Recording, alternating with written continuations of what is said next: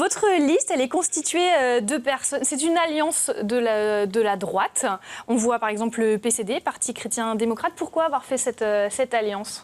Parce qu'on considère que quand il s'agit de la ville du Mans, on peut se retrouver autour d'un programme.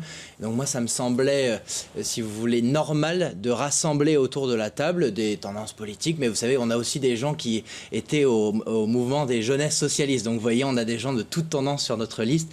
Et nous, ce qui nous intéresse, c'est quel programme pour la ville du Mans. Et donc ça nous semble normal de rassembler des gens qui aiment tous cette belle ville et qui veulent sinon la transformer, au moins l'améliorer. On est à un mois des municipales et justement, combien de colistiers avez-vous à l'heure actuelle ? Alors à l'heure actuelle, on arrive à 54. Alors nous, on aimerait bien avoir, si vous voulez, une dizaine ou une quinzaine de personnes de plus pour pouvoir prévoir, parce qu'il y a toujours des démissions, on le sait. Et donc, voilà, nous, ce qu'on veut, c'est des gens qui travaillent au renouveau et à l'attractivité de la ville.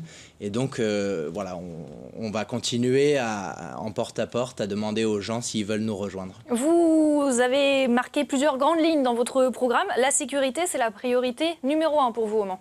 Oui, la sécurité. Alors, on avait annoncé effectivement pour nous une première mesure qui était le doublement de la police municipale. Ça nous semble important, si vous voulez. Nous, c'est notre mesure phare parce qu'on considère que sans sécurité, il n'y a pas de liberté. Il n'y a pas de liberté d'aller et venir. Il n'y a pas de liberté de commercer. Et pour nous, c'est ce qui va guider, si vous voulez, le reste de nos mesures. Donc, l'écologie, le commerce et la culture. Sans ces 4 mesures, il n'y a pas de renouveau d'attractivité de la ville. On parlait tout à l'heure de faire venir des médecins, etc. Et la sécurité joue beaucoup dans le sentiment qu'ont les gens de vouloir venir s'installer au Mans. Quelle perception ils en ont et est-ce que demain ils vont vouloir, si vous voulez, venir au Mans? Et moi, c'est ce qui m'intéresse. Le maire doit être l'ambassadeur de sa ville et donc aller chercher les gens à l'extérieur du Mans et leur proposer de s'installer, notamment les entreprises, et c'est ce qu'on fera dès le 22 mars. Et au-delà du doublement justement de la police, pour la sécurité, quelles sont les autres mesures que vous prévoyez autour? Parce que j'imagine que ce doublement... Oui, alors on va développer un certain nombre de mesures qui seront annoncées dans les prochaines semaines.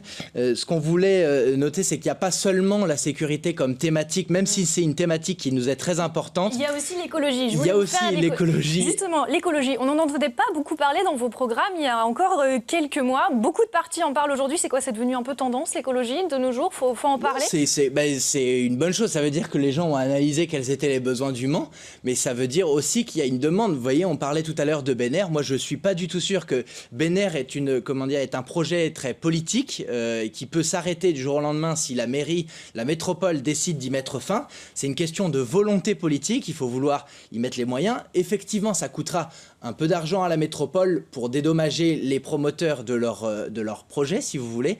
Mais je préfère prendre ce risque-là plutôt que de payer les conséquences, vous voyez, d'une désertification de la zone nord, d'une désertification du centre-sud. Il faut mettre un moratoire sur les zones commerciales, il faut dire stop, il faut revenir au centre-ville et considérer que le centre-ville, le commerce de centre-ville est la vitrine du Mans et concentrer nos efforts sur le retour, vous voyez, de l'attractivité du centre-ville et le retour des gens en centre-ville. Et donc, il y aura une mesure là-dessus sur les transports notamment. Au-delà de Benner, oui. C'est quoi pour vous l'écologie?